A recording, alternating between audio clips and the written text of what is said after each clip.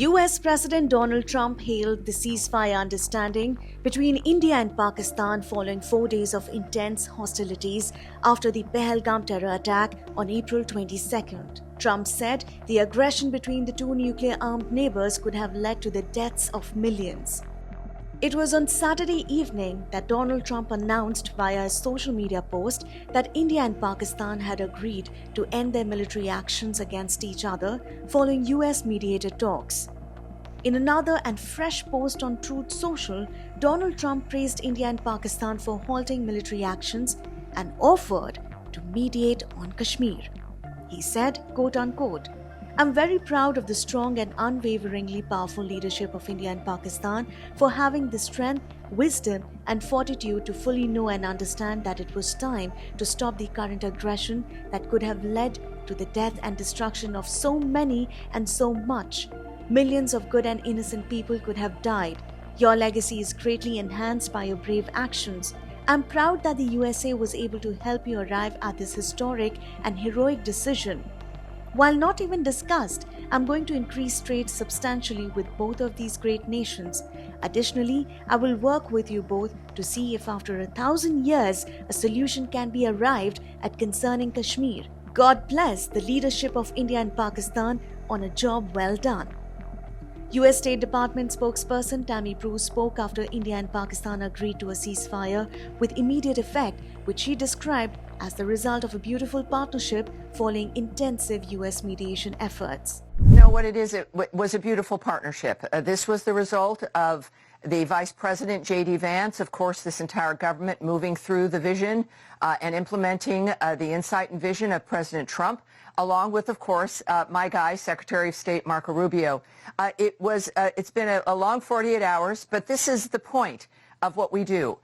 Multiple phone calls, as the Secretary has noted on his own X account, multiple phone calls at multiple levels with each government were had, certainly with the prime ministers, over this period of time, back and forth conversations, and both, again, J.D. Vance, our Vice President, and the Secretary of State, clearly making a difference for what clearly is a generational issue between Pakistan and India. So the beautiful thing is that there is a ceasefire that now exists, and we look forward to hopefully managing more conversations and having this endure. President Trump brings new ideas. He brings this notion that, you know, we've got to think differently, but then he delivers in that regard with a team that he's put together that can speak to all the people around the world about what needs to happen now, that the status quo is unacceptable.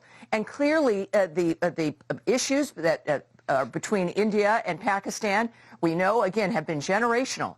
And this is exactly the kind of a situation where President Trump's vision and Marco Rubio and J.D. Vance can make a difference for everyone there, but around the world, that people can realize it doesn't have to be this way.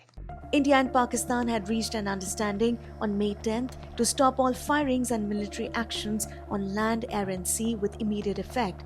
But just hours later, Pakistan breached that understanding. For the last few hours, there have been repeated violations of the understanding arrived at earlier this evening between the Directors General of Military Operations of India and Pakistan. This is a breach of the understanding arrived at earlier today. The armed forces are giving an adequate and appropriate response to these violations, and we take very, very serious notice of these violations. We call upon Pakistan to take appropriate steps to address these violations and deal with the situation with seriousness and responsibility. The armed forces are maintaining a strong vigil on the situation. They have been given instructions to deal strongly with any instances of a repetition of the violations of the borders along the international border as well as the line of control. Earlier on Saturday, Misri had announced the ceasefire understanding was reached after a phone call from the Director General of Military Operations of Pakistan to his Indian counterpart. I have a very brief statement to make. Following that, as you know, there will be a briefing by my colleagues from the military. The Director General of Military Operations of Pakistan called the Director General of Military Operations of India at 15:35 hours earlier this afternoon. It was agreed between them that both sides would stop all firing and military action on land and in the air and sea with effect from 1700 hours Indian Standard Time today. Instructions have been given on both sides to give effect to this understanding. The Directors General of Military Operations will talk again on the 12th of May at 1200 hours.